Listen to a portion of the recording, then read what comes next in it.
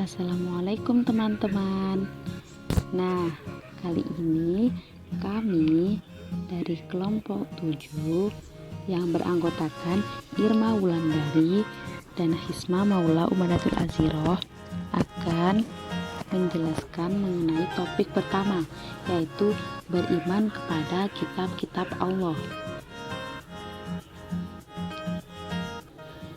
Sebelum kita mulai presentasi kita pada hari ini, mari kita awali dengan bacaan Ummul Quran. Al-Fatihah.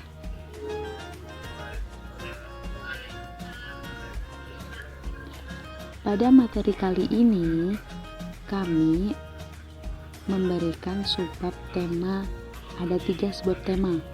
Yang pertama yaitu pengertian iman dan kitab Allah.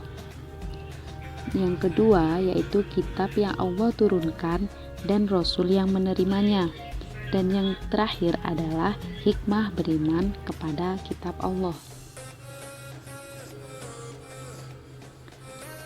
Nah, sebelum masuk pada sebab yang pertama, Imam Syafi'i mengatakan, bila kau tak tahan lelahnya belajar, maka kau harus siap menahan perihnya kebodohan.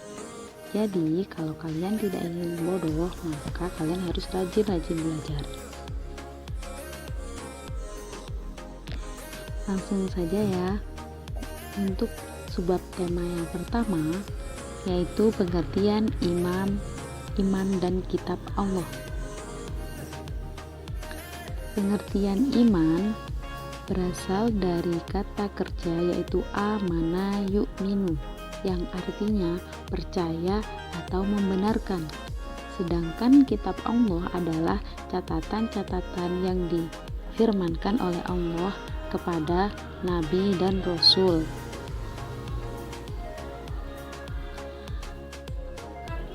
Makna dari iman kepada kitab Allah adalah mempercayai dan meyakini sepenuh hati bahwa Allah Subhanahu wa Ta'ala telah menurunkan kitab-kitabnya kepada para nabi atau rasul yang berisi wahyu Allah untuk disampaikan kepada seluruh umat manusia.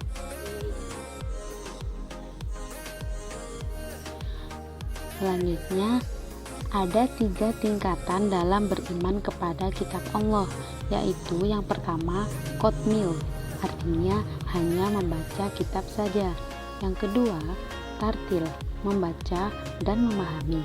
Dan yang terakhir adalah hafil, membaca, memahami, mengamalkan, serta menghafalkan kitab. Singkatnya, kita sebagai umat Islam belum cukup hanya beriman kepada kitab-kitab Allah saja, tetapi harus senantiasa membaca, mempelajari, dan memahami isi kandungannya, sehingga kita tahu aturan-aturan di dalamnya untuk selanjutnya kita amalkan dalam kehidupan sehari-hari. Lanjut yuk. Ya, selanjutnya yaitu subbab materi yang kedua, mengenai kitab yang Allah turunkan dan Rasul yang menerimanya. Nah, jadi Allah itu bukan hanya menurunkan kitab Al-Quran saja, namun sebelum Al-Quran Allah sudah menurunkan beberapa kitab. Yang pertama yaitu kitab Taurat. Kitab ini diturunkan kepada Nabi Musa alaihissalam sebagai pedoman dan petunjuk bagi Bani Israel, sesuai firman Allah yang artinya, dan kami berikan kepada Musa kitab Taurat, dan kami jadikan kitab Taurat itu petunjuk bagi Bani Israel dengan firman, janganlah kamu mengambil penolong selain aku. Quran Surah Al-Isra ayat 2. Kemudian yang kedua yaitu kitab Zabur. Kitab ini diturunkan kepada Nabi Daud alaihissalam sebagai pedoman dan petunjuk bagi umatnya. Firman Allah, Quran Surat Al-Isra ayat 55, yang artinya, dan kami berikan Zabur kepada Daud. Nah, kitab Zabur atau Mazmur ini berisi kumpulan nyanyian dan pujian kepada Allah atas segala nikmat yang telah dikaruniakannya. Yang ketiga yaitu kitab Injil. Kitab ini diturunkan kepada Nabi Isa alaihissalam sebagai petunjuk dan tuntunan bagi Bani Israel. Allah Subhanahu wa taala berfirman pada Quran surah Al-Maidah ayat 46 yang artinya, dan kami iringkan jejak mereka nabi-nabi Bani Israel dengan Isa putra Maryam yang membenarkan kitab yang sebelumnya, yaitu Taurat, dan kami telah memberikan kepadanya kitab Injil, sedang di dalamnya ada petunjuk dan ada cahaya yang menerangi, dan membenarkan kitab yang sebelumnya, yaitu kitab Taurat, dan menjadi petunjuk serta pengajaran untuk orang-orang yang bertakwa. Nah, yang keempat atau yang terakhir adalah kitab kita, yaitu kitab Al-Quran. Kitab suci Al-Quran diturunkan kepada Nabi Muhammad SAW untuk dijadikan petunjuk dan pedoman bagi seluruh umat manusia, bukan hanya untuk bangsa Arab. Sebagaimana firman Allah pada Quran surah Al-Furqan ayat 1 yang artinya, Maha suci Allah yang telah menurunkan Al-Furqan atau Al-Quran kepada hambanya agar dia menjadi pemberi peringatan kepada seluruh alam. Secara keseluruhan, isi Al-Quran meliputi pembahasan mengenai prinsip-prinsip akidah atau keimanan, kemudian pembahasan yang mengangkat prinsip-prinsip ibadah, dan pembahasan yang berkenaan dengan prinsip-prinsip syariat. Nah, berikut adalah beberapa gambar dari firman-firman Allah yang telah dibukukan. Di situ ada kitab suci Taurat dan Zabur, kemudian ada Injil, dan yang terakhir ada Al-Quran. Perlu diingat ya guys, Al-Quran merupakan kitab terakhir yang diturunkan kepada Nabi Muhammad SAW sebagai penyempurna kitab sebelumnya. Baiklah, memasuki subbab yang ketiga, yakni hikmah beriman kepada kitab Allah.